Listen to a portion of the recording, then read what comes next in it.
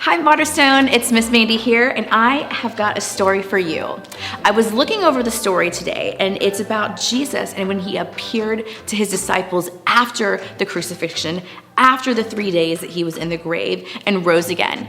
And it got me thinking about a story and something funny that happened in my house just a few nights ago, actually. So the interesting thing is that I like to stay up a little bit later.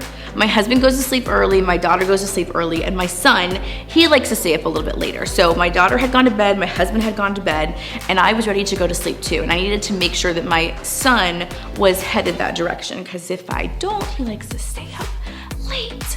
So I went down the hallway to go turn off the lights and lock the door in the playroom, and I was coming back and all the lights were off in the hallway, and I was walking by his room just at the time that he was opening the door to go in to brush his teeth into his bathroom. And I walked by at just the perfect time that when he saw me, he was like, ah! And he was like, what are you doing? You just standing out here creeping by my room?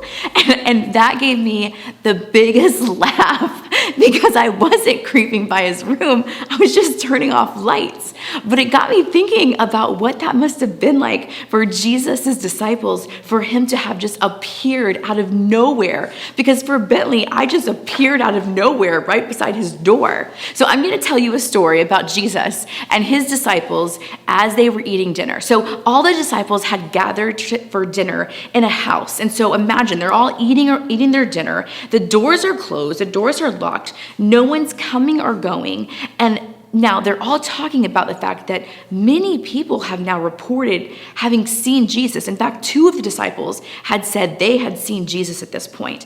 And they said they were walking down the road to Emmaus, and they said, we were walking with this stranger and just having a conversation with him, and we invited him to eat with us. And once we sat down to eat with him, then was the time when we realized, oh my goodness, we have been walking all this time with our Savior, and we were just mind blown. So just about that moment is when Jesus appeared to his disciples. Okay, so you're sitting down, you're having dinner with your friend, you're talking, you're joking, you're talking about the fact that your Savior, who you had just spent 3 years with, following all around, had died.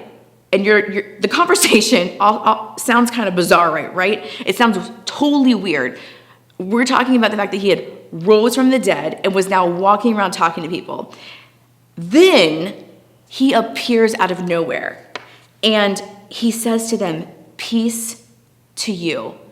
Yeah, peace to you, because this guy just drops in, or just appears out of nowhere, and naturally they're like, I'm just imagining them to be like Bentley, like, ah, and I think of Jesus to be like this really cool guy. And I have to imagine that he was like me. And he probably maybe even laughed a little bit, because as a parent, I knew Bentley was safe. I knew that he was okay. And I loved him. I love him.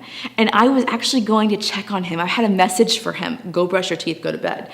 And that's what Jesus was doing to his disciples. He loves them. He had a message. And I have to believe in my heart, and this isn't in the Bible, but I think that he kind of giggled to himself like I did when I saw Bentley kind of got a little scared. And he said, peace be with you. Just like I said to Bentley, well, you're okay. I'm just checking the lights.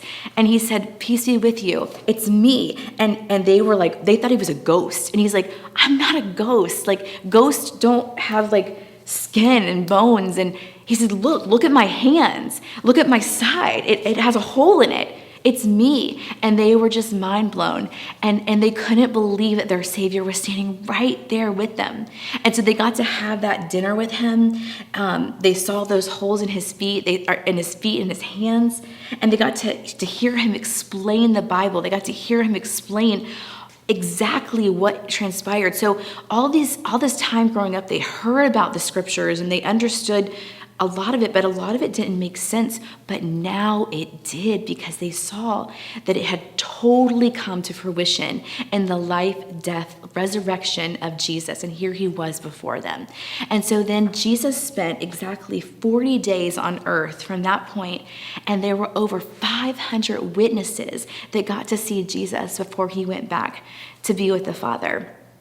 So the next time you get scared and you are like, oh, I want you to think about that Jesus came back and he spoke with his disciples and he showed them just who he was because he loved them and he wanted to tell them that he had more message for them. He wanted them to go to all of the earth, all of the world, and tell everyone about him. So the next time that you get a little scared, may that be a reminder to you that your job is to go through all the world and spread the good news of Jesus. Until next time, I'll see you guys later. Bye.